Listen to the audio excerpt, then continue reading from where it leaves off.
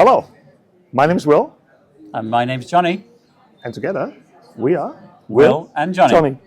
And it's been a while. It's been a while. Yes, that's very true. It's been a while. We have neglected you, so here we are. Here we are again from actually lovely Amsterdam. Sun shining, beautiful, in the eye. After the EFSS European Foodservice Summit, for the ones which have never been here, 2025. Yeah, What and do you I think if you don't know it, EFSS is probably the leading get-together for restaurant operators across Europe and now wider around the world. It's an incredibly controlled and concentrated group of people who absolutely are the top of their game, which always challenges us when we get there, because it's like you've got to be on the top of your game as well. And it was super to see how much wider the group got in regards to international, right? Yeah. We've been to lots of these things for years, and it moved from a German or German-speaking centric into some really wider view. So I have to say, the takeaway from this one is actually really good. And the energy from operators around the world. I mean, lots of people are moving into other countries now, which is really interesting. And of course, they need help with that. But one of the really interesting things for you as the audience is that they're looking for more and more help from landlords, from developers, from owners. And I don't just mean, I'm not talking about financial help, but they need locational help. They need assistance to plan and deliver longer term strategies. Absolutely. We were just talking in a smaller group before, is if you think of an average tenant today, any concept, and we're not talking about the McDonald's and the KFCs in general, we're talking about the smaller ones. Yeah. So if you look at them, when they're having an issue, usually the first thing you're going to go to your landlord and you talk rent, right? Because that's the usual, the kind of default reflex. Yeah, absolutely. Instead of, hey, look, here's an infrastructure. So we just had this discussion about, if you're a tenant, smaller concept, right? The KFCs and the McDonald's, whatever. So you have an issue. You go to your landlord and you want to kind of fix the thing. And the usual thing, the default reflex is, let's talk about the rent. What if it would not be the rent? What it would be? So we help you to run your business properly. We have an idea. We can provide you a consultant. We can provide you an insight. We have an idea how we do this, and link it back to the way how you follow it and the way how, because it shows two things. First, since we said it's a partnership, it's actually a partnership. I will show my interest in you as a partner because I picked you as a tenant. If you don't follow it, we should have a total different discussion. But at the end of the day, as a smaller concept, you might actually think, hey, I actually really took something out of this, and it actually makes me stronger within the environment. Don't you think? Yeah, and I think, let's be very clear, the partners out there, the landlords, the developers, the owners, they want to have more partners. They want to have more tenants. They want to have a broader range of people. But very few of them seem to want to invest in the ecosystem and infrastructure to support those moving. Their first port of call is, let's appoint an agent to go and bring somebody. But they don't appoint the intellect to help that company understand how to come into a country. In ECE, we did a Welcome to Germany program, and that was hugely successful, where we actually stepped over the line of just leasing them spaces, but started to talk about how it was like to employ people in Germany, how it was like to buy food in Germany, what the taxation structure was about. And I think we'll keep doing that, but other companies are as well. And that's where the real value comes, because you do feel then you've got somebody holding your hand and taking you forward. That's why from when we start, when you think of the Foodservice Summit, right? Yeah, is still there. I mean, it's just room to grow in regards to what it is and what we do it. But I think one of the strong things which I take away this time is since it's getting broader and you get more views of how the world works, there is more. Directionally, I think the community is getting tighter. So instead of you thinking you're all by yourself and you don't know what to do, you have somebody who says, hey, why would you not talk to me? Because we're in the same community, we're kind of in the same family. Well, actually, you and I are a really good example of that, because technically, on paper, we're competitors. Yes, we are. So why are we sitting here doing these wonderful podcasts? Why do we do that? Because actually, the shared knowledge is greater than what I have in my head and you have in your head. Okay. And it makes better decisions for both of us in our separate businesses. And I think if we adopt that approach, then we will help more people to come to more countries where they want to be, absolutely. more successfully. Because let's be honest, I've used the expression before, Europe is littered with the dead bodies of companies that have tried to move into other countries and have failed. Absolutely. I don't know, I think it was in the last Across, if I'm not mistaken, I wrote an article about the fast franchising idea these days. And it is one of the things which is probably one of the things which keeps me up at night these days, is because it turns out that it's a great thing to do and consider franchising as a great thing. It's not a great thing just in itself by saying it's a great thing. Sometimes you still have to do your homework. You still have to kind of really put the work in. And it might turn out that your concept is not the greatest thing since sliced bread.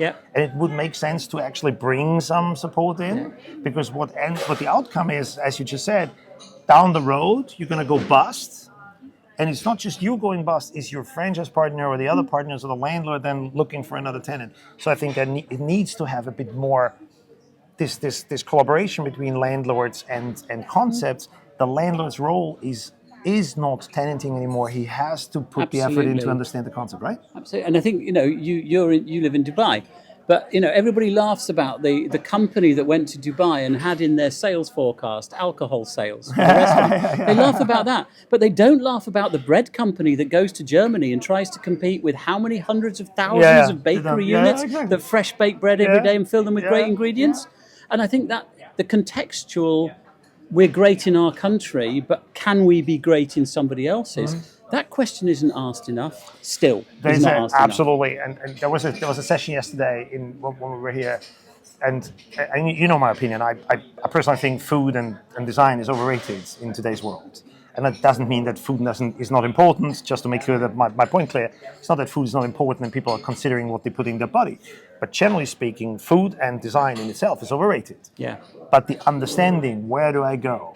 What's my market? The fact that there is not such a thing like a niche in a developed market.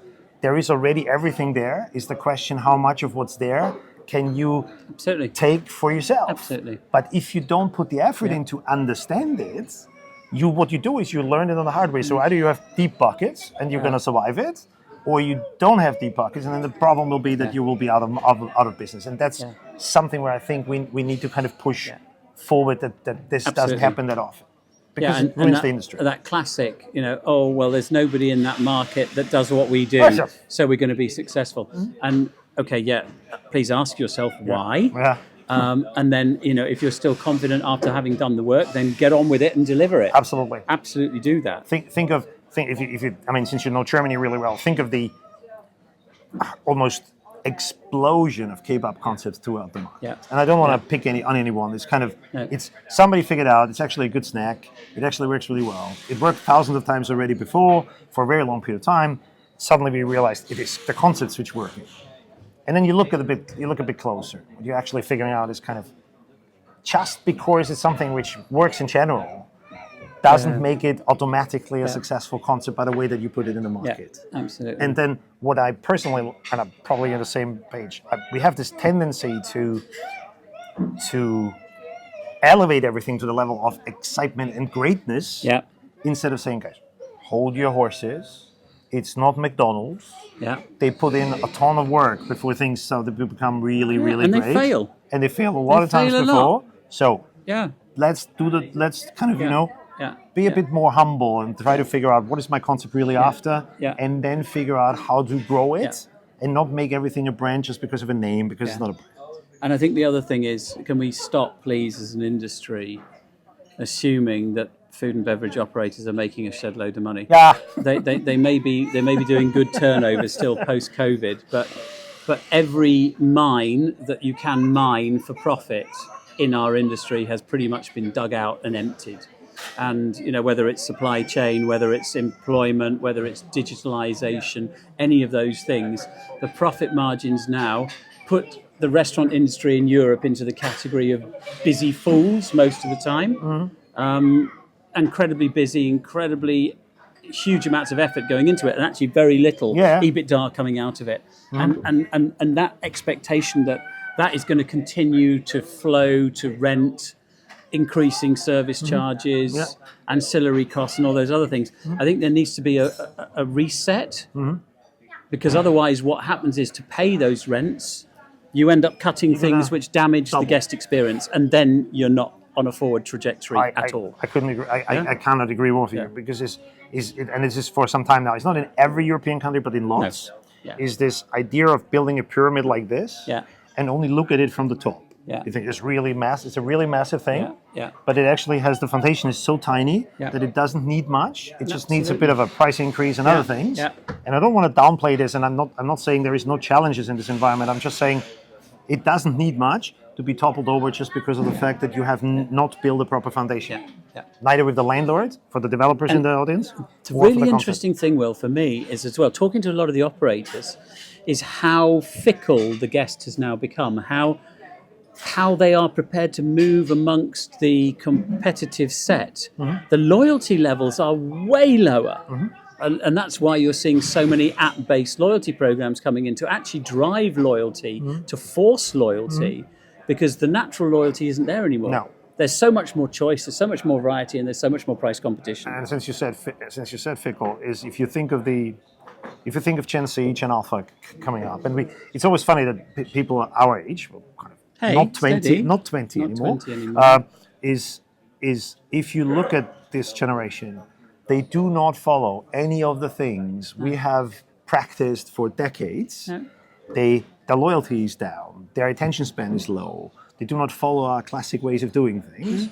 But we still talk to ourselves and say, if you do this, this is working. No, it's not. These guys will decide to go to you tomorrow. And if you don't have something they can relate to from their form of communication, they will leave. They will go somewhere else. They find another community and you're not relevant enough. So I think we have, as an industry, we have, and this since across is focused on development, the developers as well need to take this into consideration, that the same old, which always worked, just doesn't work. Well, no, it doesn't, but it's a gradual. In some cases, it's a gradual decline. Yes. Some cases, it's catastrophic. I mean, the whole thing around buying or owning, or renting, or borrowing. Whether it's cars. Whether it's apartments, whether it's places to live, whether it's events, whether it's things to do, that whole bit we haven't got a head around that in the shopping centre industry yet. And I think if you look at location-based entertainment as a theme in itself, creating a space out of nothing where people go to see something for a period of time.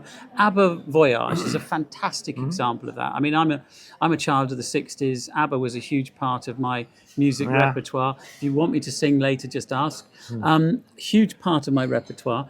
And they are all retired now, as you well know. But this show continues to drag people to a different part of London, let's just call it that. Because it picks you up here. It picks you up here, not in the... And it gives you an amazing experience. And once it's gone, it's gone. Yeah. And I think that's something that we sort of forget in our world. We go, okay, we're going to sign a lease with somebody for 10, 15, 20, even 25 years. And we expect it to be the same at the beginning as it is at the end. And it's a sustainable income stream.